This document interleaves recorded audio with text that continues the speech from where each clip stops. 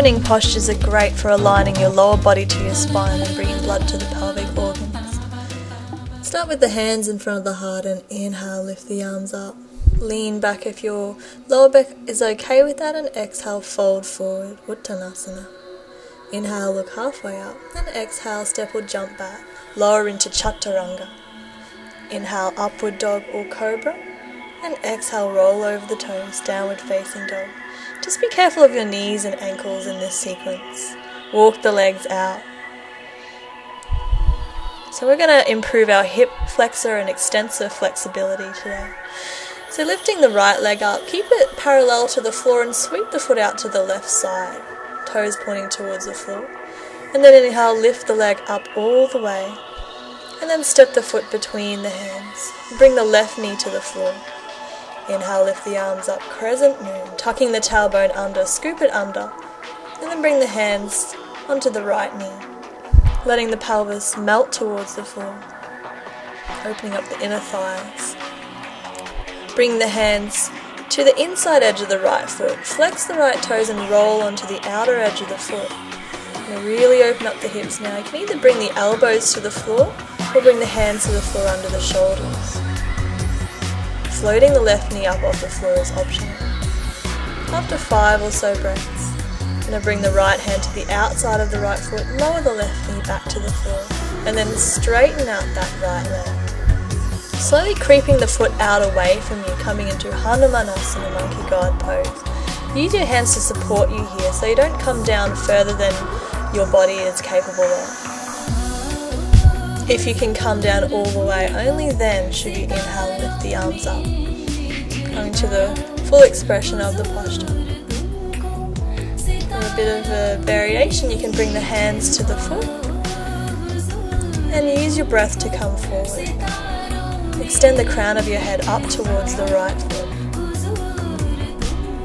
If you like, bring the right elbow to the inside of the right knee, open your chest to the left. And as you inhale, bring your left arm up. Grab a hold of your right toe. You'll just keep the hand in the air, looking to the inside of your left upper arm.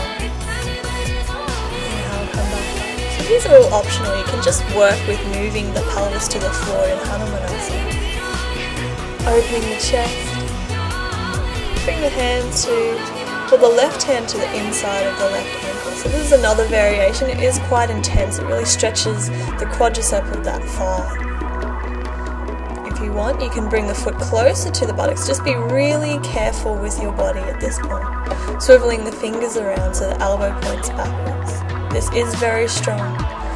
Coming into mermaid variation, if you like, by looping that left elbow around the front or the top of that left foot, linking the hands. Let go of the foot with care.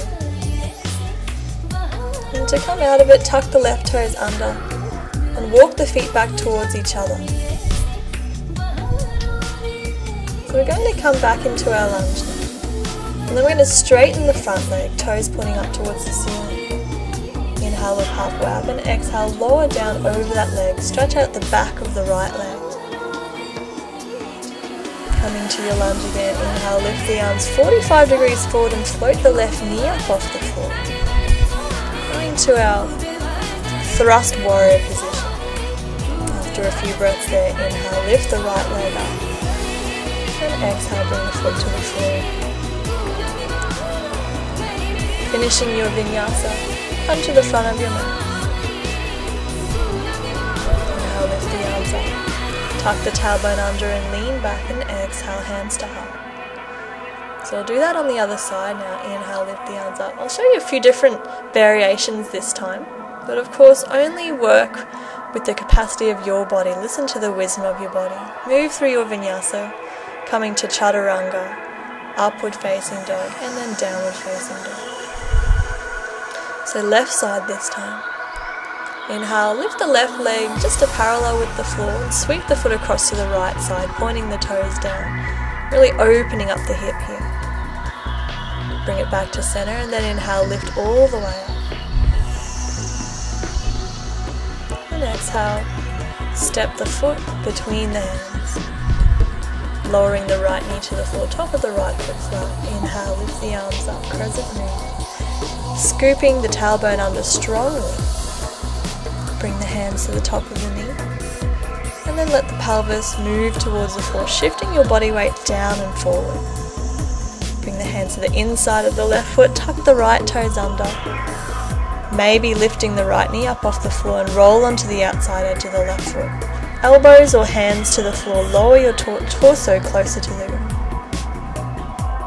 After a few breaths here, come back onto the hands. Bring the hands to either side of that left leg and slide the left foot away from you.